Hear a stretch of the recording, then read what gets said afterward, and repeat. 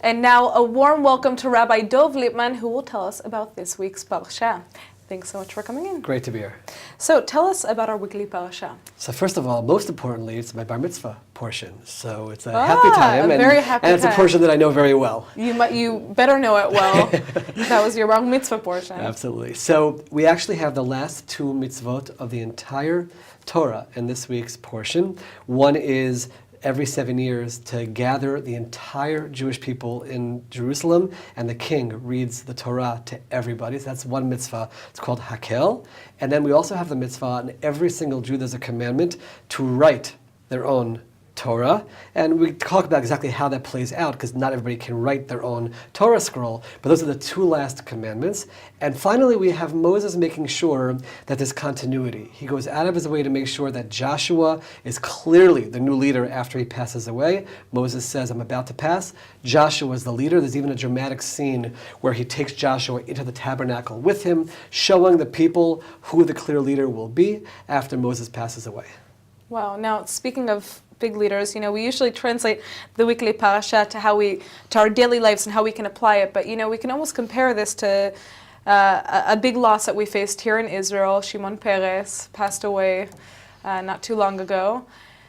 What can you say about this portion and how it relates to his passing?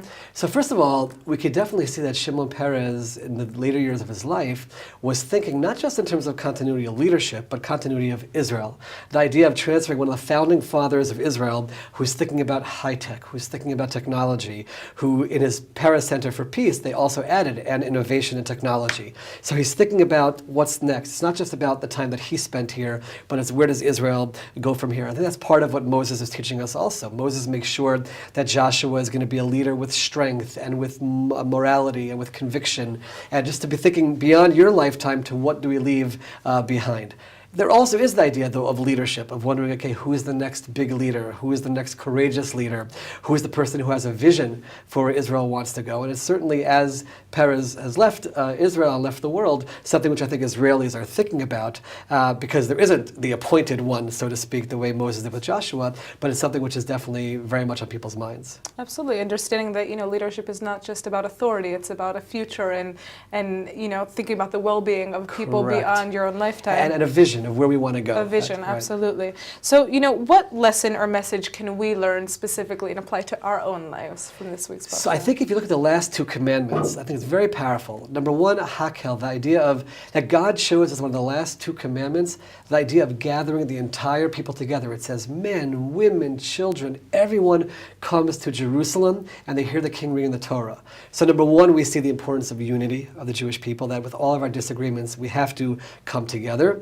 But you also see that unity was about coming to Jerusalem, that somehow Israel was a focal point and the capital, Jerusalem, of that unity, with the Torah, with spirituality as being that focal point. And I think we're starting to see Israel getting that message. We could do even better to realize Torah study, it's not necessarily religious practice, but we have an inheritance of study and of the book, and to make that a part of our lives, that all of us can unify together and study together and share ideas together from our tradition. That's one element for sure, that unity, and unity around the spirituality and the Torah.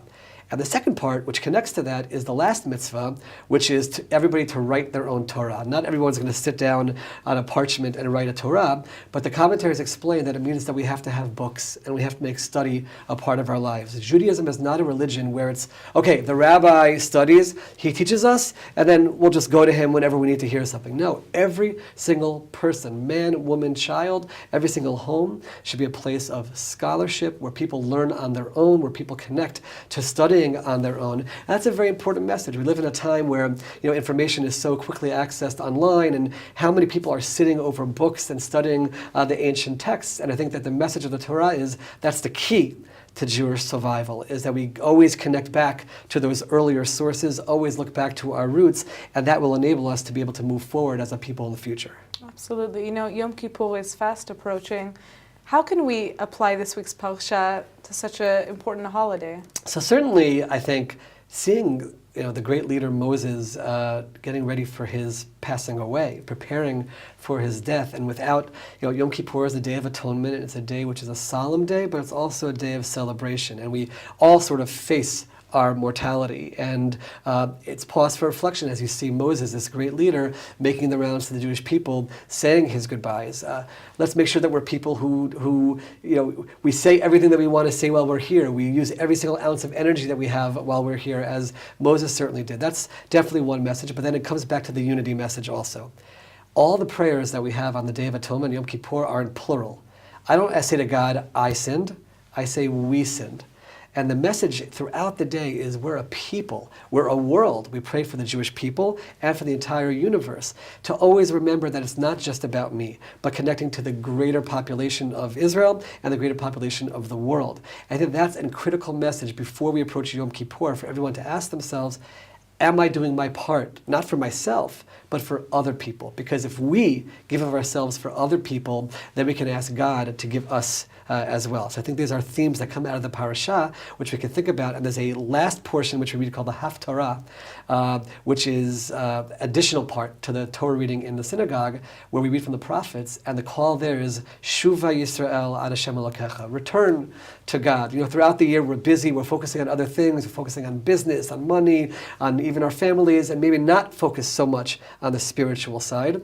And the message is, take this one day and focus on the spiritual side, so each one of us can emerge from that day even better on an even higher level spiritually. One, as Shimon Peres would say, you're as big as the cause that you're fighting for. Exactly. So thank you so much for coming in. My pleasure, and Shabbat Shalom, and everyone should be Shabbat blessed with a Shalom. wonderful new year. Absolutely.